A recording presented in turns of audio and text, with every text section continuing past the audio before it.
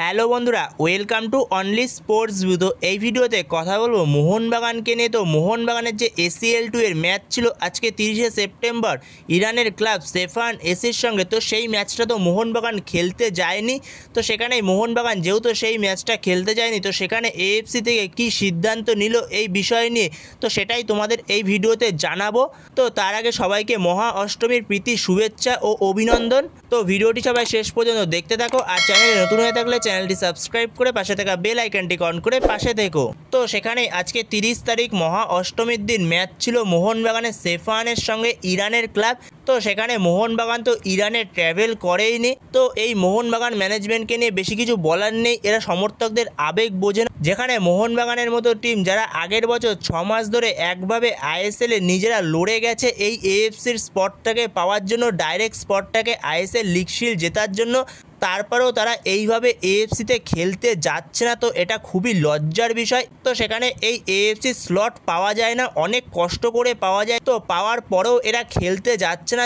তো যেখানে আগের বছরের ব্যাপারটা আলাদা, আগের বছর একটা সমস্যা ছিল ইরানে, তো সেখানে খেলতে যায়নি, তো সেটা মেনে নেওয়া যায়। কিন্তু এই বছর ইরান পুরোপুরি সেফ রয়েছে বর্তমান সময়, তাও ইরানে খেলতে গেল না মোহনবাগান।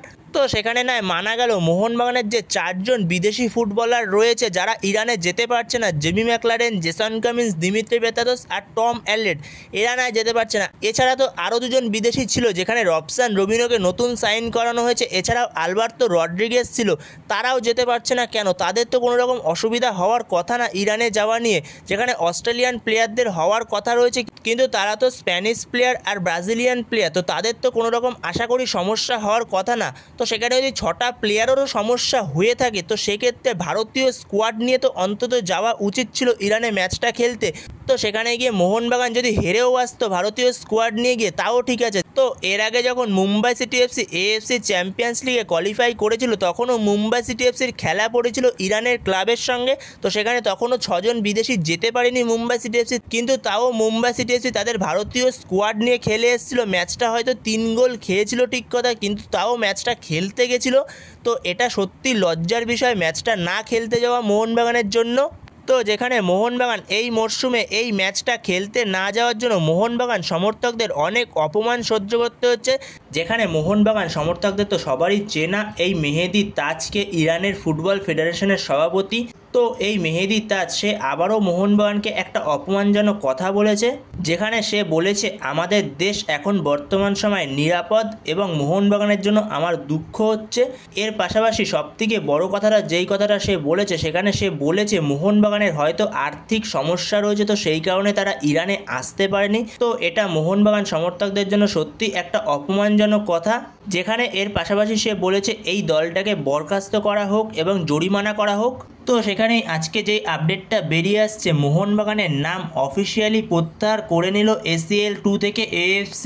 যেখানে মোহনবাগানের এই মরশুমে ACL2 এর যে বাদবাকি ম্যাচগুলো রয়েছে প্রত্যেকটা ম্যাচই ক্যান্সেল করে দেওয়া হয়েছে, আর একটা ম্যাচও মোহনবাগান খেলতে পারবে না। যেখানে মোহনবাগানের ACL2 এর যাত্রা এখানেই শেষ হলো এই মরশুমের মতো। তো যেখানে ঠিক আগের মরশুমের মতনই ঘটনা, যেখানে আগের মরশুমে মোহনবাগান একটা মাত্রই ম্যাচ খেলেছিল ACL2-তে। তো সেখানে এই মরশুমে মোহনবাগান একটাই ম্যাচ খেললো ACL2-তে। যেখানে আগের মরশুমে মোহনবাগানকে অন্যায়ভাবে বের করে দেওয়া হয়েছিল, কিন্তু এই মরশুমে ঠিক অন্যায় বলা চলে না, যেখানে মোহনবাগানের অবশ্যই দোষ রয়েছে।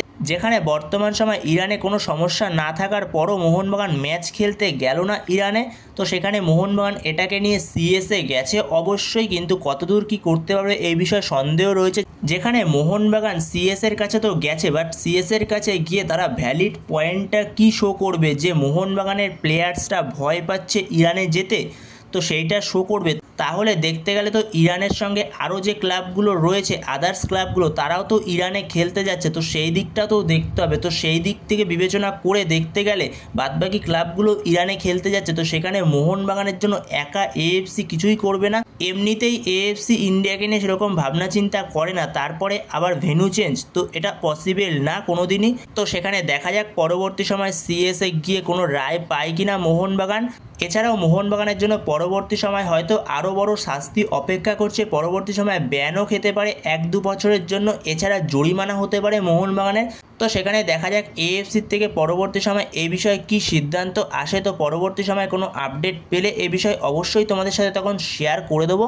তো এই ভিডিওতে এই পর্যন্তই। তো এই ভিডিওতে এই আপডেটগুলো নিয়ে আলোচনা করার ছিল। তো ভিডিওটি ভালো লাগলে অবশ্যই লাইক শেয়ার সাবস্ক্রাইব করতে ভুলো না। তো নেক্সট ভিডিওতে দেখা হচ্ছে, ততক্ষণের জন্য বাই বাই।